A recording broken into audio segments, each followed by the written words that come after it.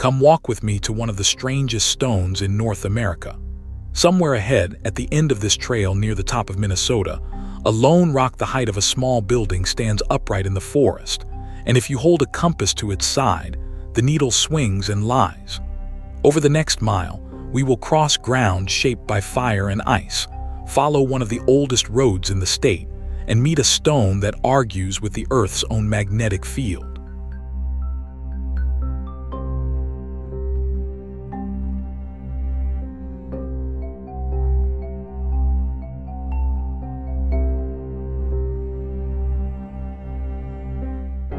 First, where are we?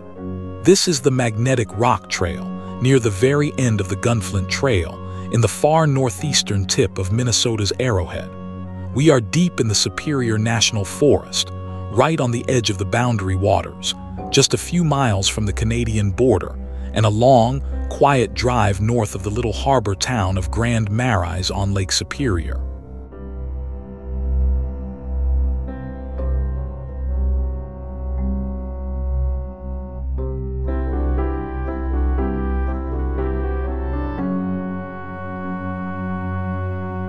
The road that brought us here has a story of its own. The Gunflint Trail began as an Ojibwe footpath, running from Gunflint Lake down to Grand Marais by around the year 1800. It took its name from the chips of flint, or chert, that traders gathered here for their flintlock guns. In 1875, a fur trader named Henry Mayhew hired Ojibwe crews to cut the first wagon road, and today that same route runs 57 miles into the wilderness.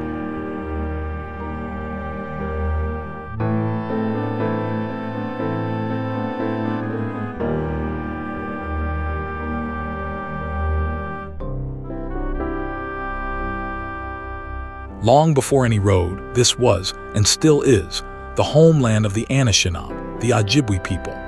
This exact country belongs to the story of the Grand Portage Band of Lake Superior Chippewa, who traveled these lakes by birch bark canoe and gathered wild rice in the quiet bays.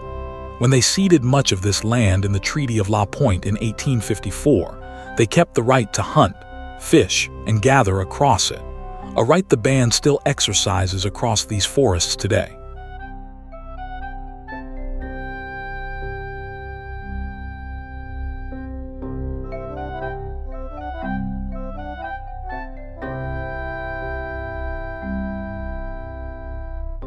Look down at the bones of this place.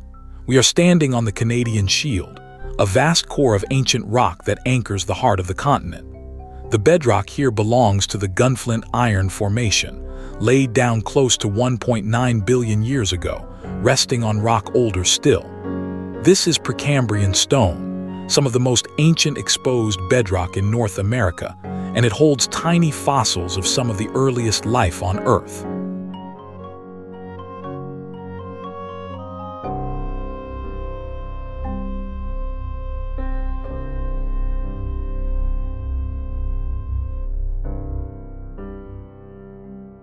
The shape of the land, though, is far younger than the rock. During the last ice age, mile-thick glaciers ground south across the shield, scraping the bedrock bare, gouging out the thousands of lake basins around us, and then melting back only about 10,000 years ago. As that ice retreated, it left boulders stranded far from where they began.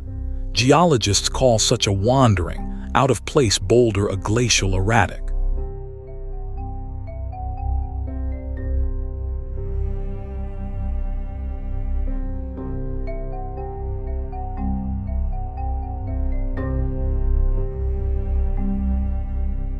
And here, at last, is the most famous erratic of them all.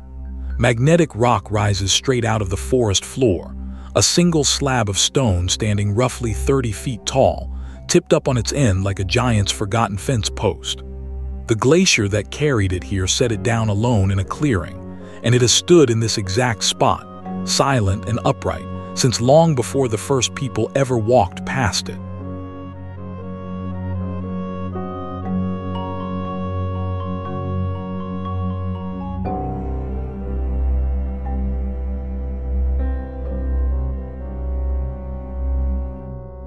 Now for the trick that gives the rock its name.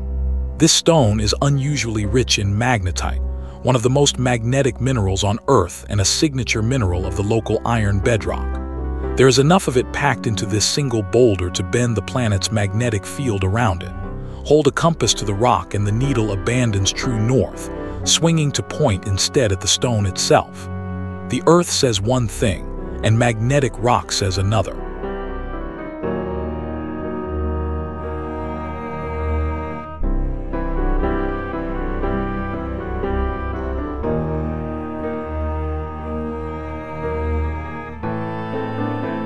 That same iron once lured prospectors deep into this forest. In 1886, Henry Mayhew reported iron ore at the west end of Gunflint Lake, and by the early 1890s, the Paulson mine had opened just southwest of here, dreaming of a great iron range.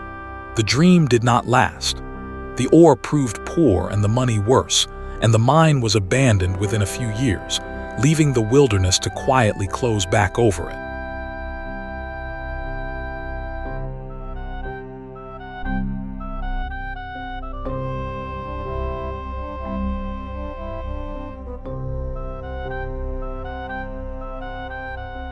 This trail also crosses one of the great dividing lines of the continent. Nearby runs the Laurentian Divide, the height of land where the waters of North America part ways.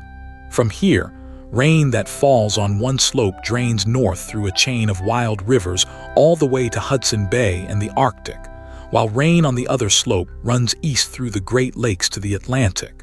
We are walking along the very roof of the country.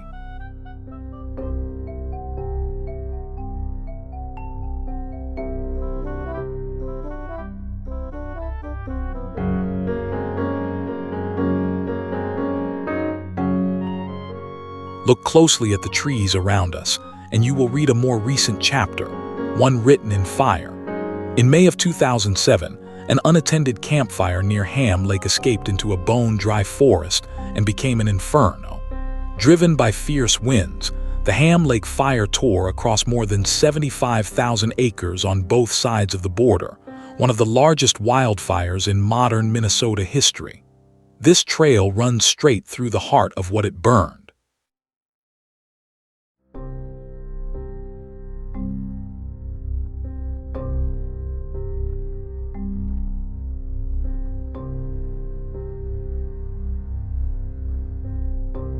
Yet fire is not the end of this forest.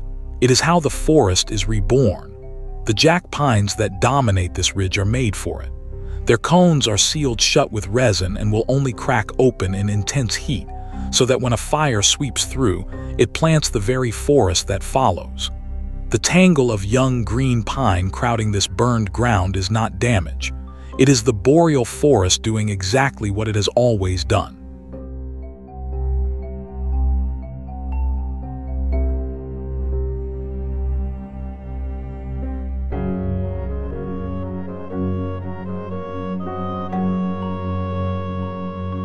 Just beyond these ridges lies one of the wildest places left in America.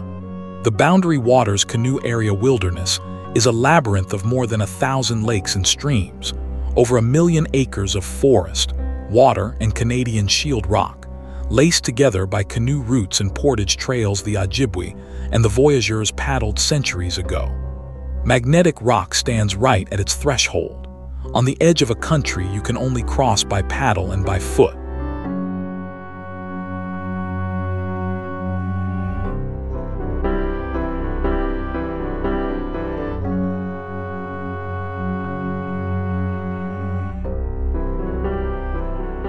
That wilderness survives because people fought to keep it wild.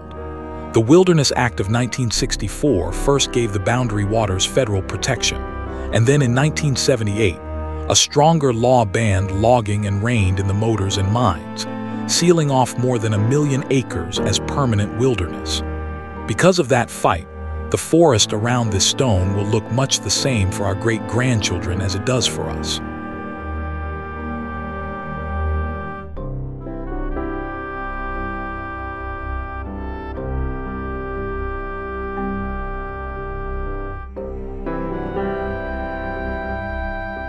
Stand here a moment in the hush of the burned and healing woods. In a single short walk, This one strange stone has gathered up the whole story of the North, of fire and ice, of iron and ancient shield rock, of the Ojibwe road and the wilderness beyond. A boulder dropped by a glacier 10,000 years ago, still quietly tugging at every compass that comes near, still keeping the oldest secrets of the continent.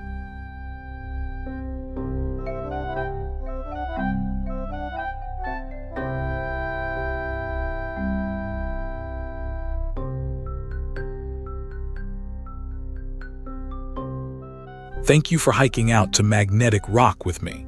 If you love wild, far-away places with deep stories in the ground, subscribe and come along, because there is a whole world of trails and shorelines still ahead of us, and we are exploring it together.